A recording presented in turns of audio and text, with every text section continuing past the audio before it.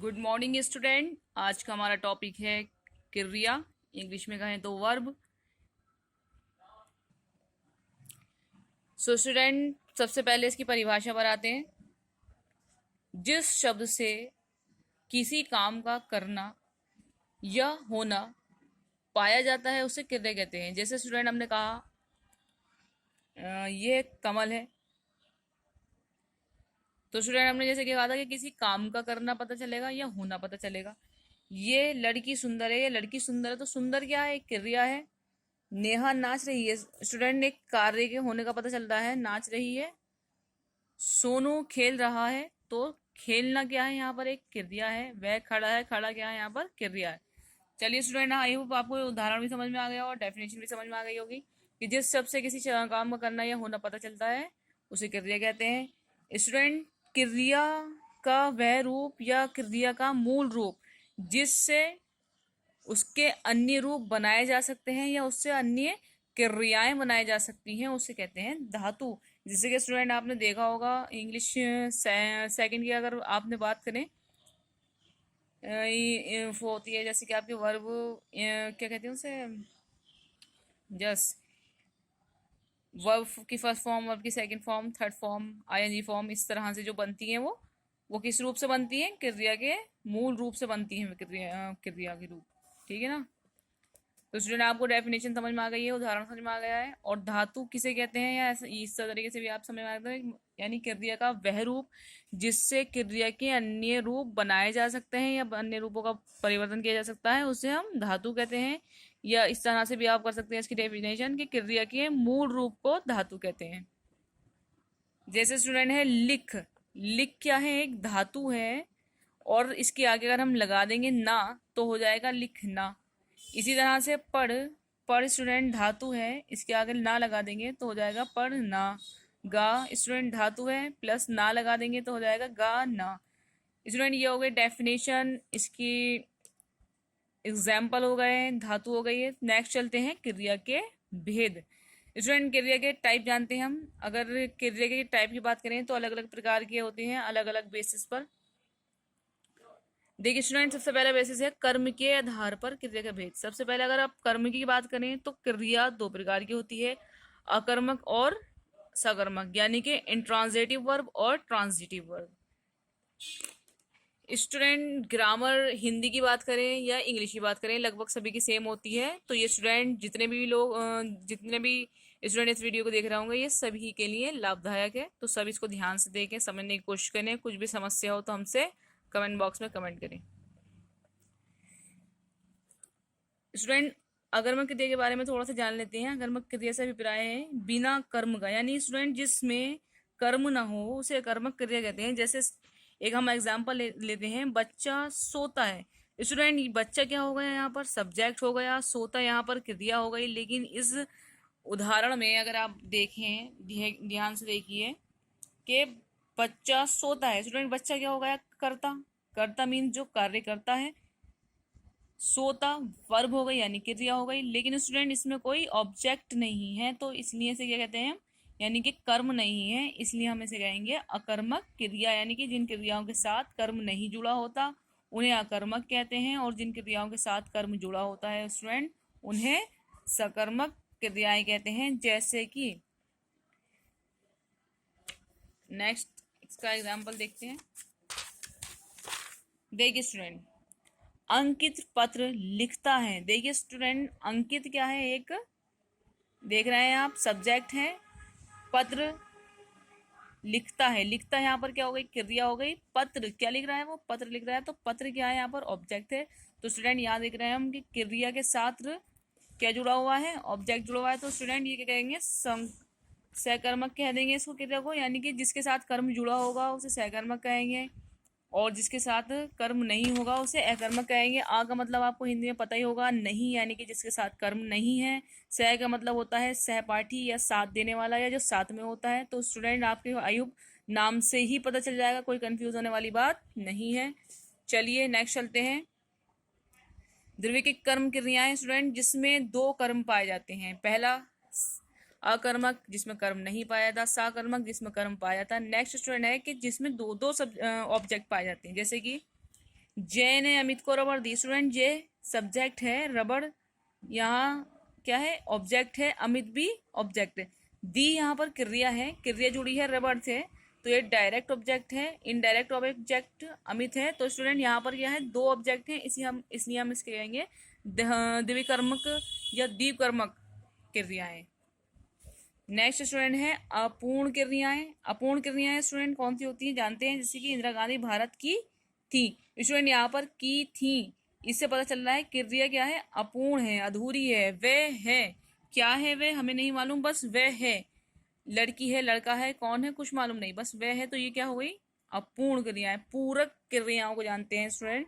अपूर्ण क्रियाओं को के अर्थ को पूरा करने के लिए जो शब्द प्रयोग किया जाता है उन्हें पूरक कहते हैं। स्टूडेंट अगर आपसे पूरक की डेफिनेशन पूछ ले, तो अभी हमने अपूर्ण क्रिया की बात बताई कि जिससे किसी पूर्णतः का ना पता चले, पूर्ण रूप से पता ना चले कि वो चीज़ क्या है, किसके बारे में डिस्कस किया जा रहा है, उसे अपूर्ण क्रिया कहेंगे। पूरक की अगर बात करें हम स्टूडेंट, तो अपूर्ण क्रियाओं के अर्थ को पूरा करने के लिए जो शब्द प्रयोग किए जाते हैं उन्हें पूरक कहते हैं।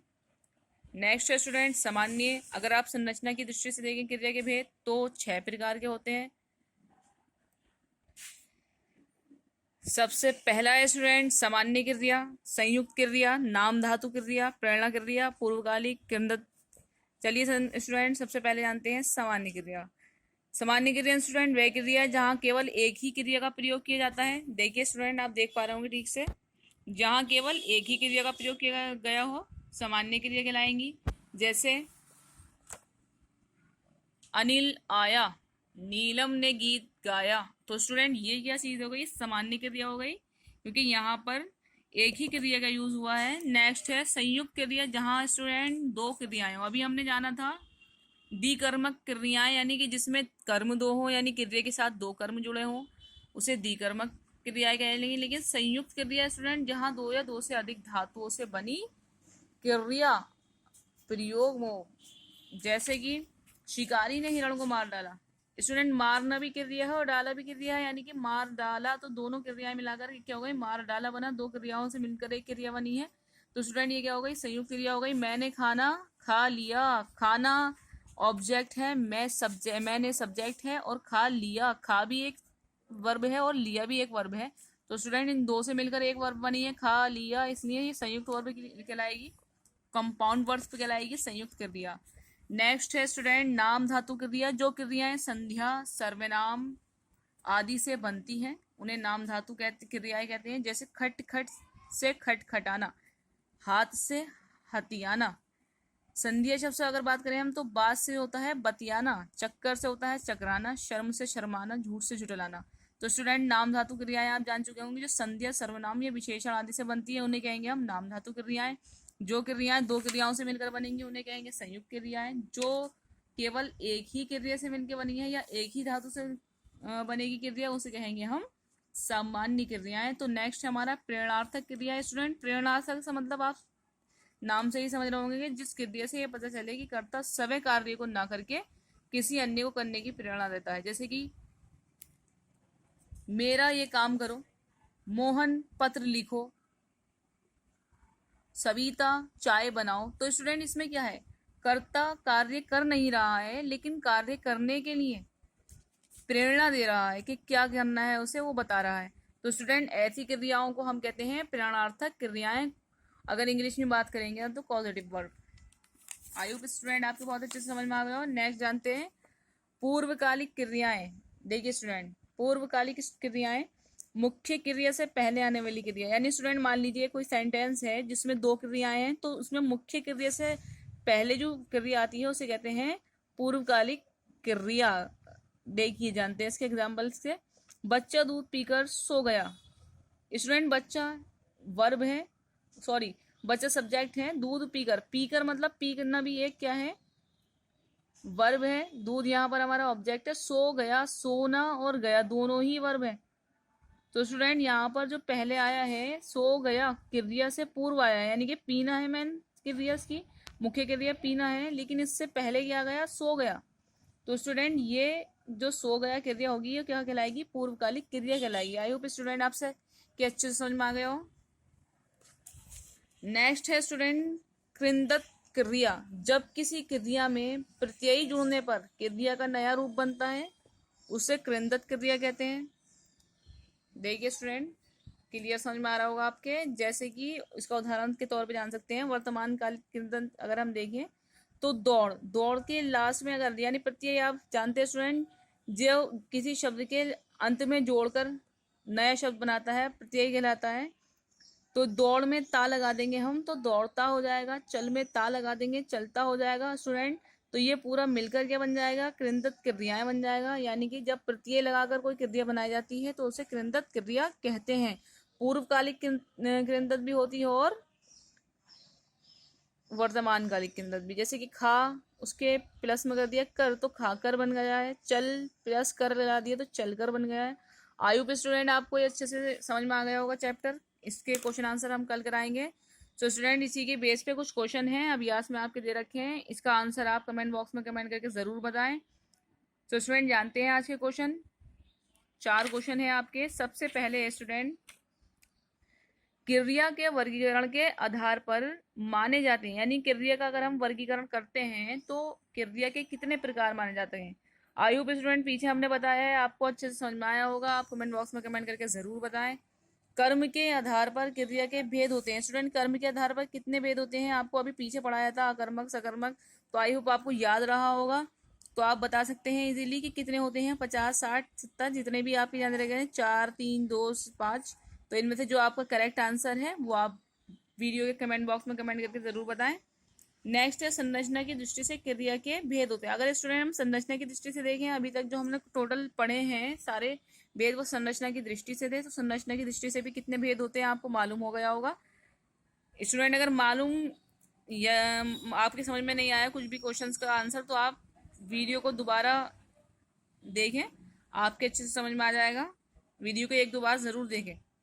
प्रेरणार्थक क्रियाओं की रचना रूपों में होती है। जो स्टूडेंट प्रेरणार्थक क्रियाएं होती हैं उनकी कितने रूपों में क्रियाएं होती हैं या कितने रूपों में उनकी संरचना होती है, ये आप जरूर देखें। अभी इसका आंसर भी आपको अच्छे से पता है, अभी आपको समझाया गया है पूरा चैप्टर।